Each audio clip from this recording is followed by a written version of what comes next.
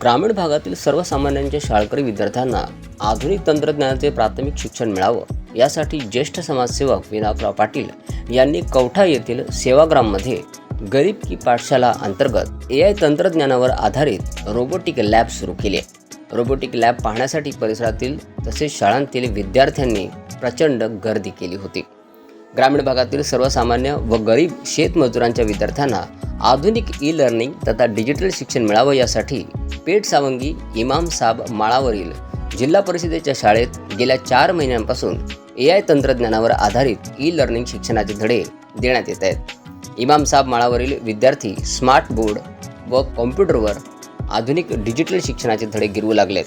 या इमाम साब माळावरील जिल्हा परिषद शाळेतील विद्यार्थ्यांनी गुरुवारी कवठा येथील सेवाग्राममध्ये गरीबो की पाठशाला अंतर्गत आधुनिक AI तंत्रज्ञानावर आधारित रोबोटिक लॅब सुरू केली.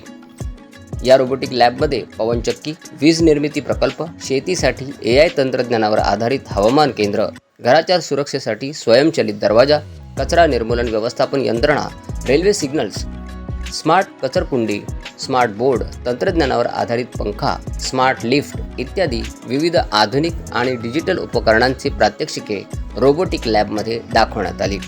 आधुनिक AI तंत्रज्ञानाशी संलग्नित रोबोटिकची निर्मिती करण्यात आली आहे. या स्वयंचलित रोबोटने या रोबोटिक लॅबला भेट देण्यासाठी आलेल्या परिसरातील हजारो विद्यार्थ्यांचं स्वागत केलं. ही रोबोटिक लॅब पाहण्यासाठी परिसरातील 50हून अधिक शाळेतील हजारो विद्यार्थ्यांनी तसेच तंत्रस्नेही शिक्षकांनी गर्दी केली होती. आदर्श महाविद्यालयाचे माजी प्राचार्य डॉक्टर दिलीप गरुड, प्राचार्य डॉक्टर राम सोलंकर, प्राचार्य सैफन शेख, ॲडव्होकेट व्यंकटराव सोनवणे, सरपंच विकास पाटील यांसह कवठा ग्रामस्थांनी या रोबोटिक लॅबच्या प्रदर्शनाला भेट दिली.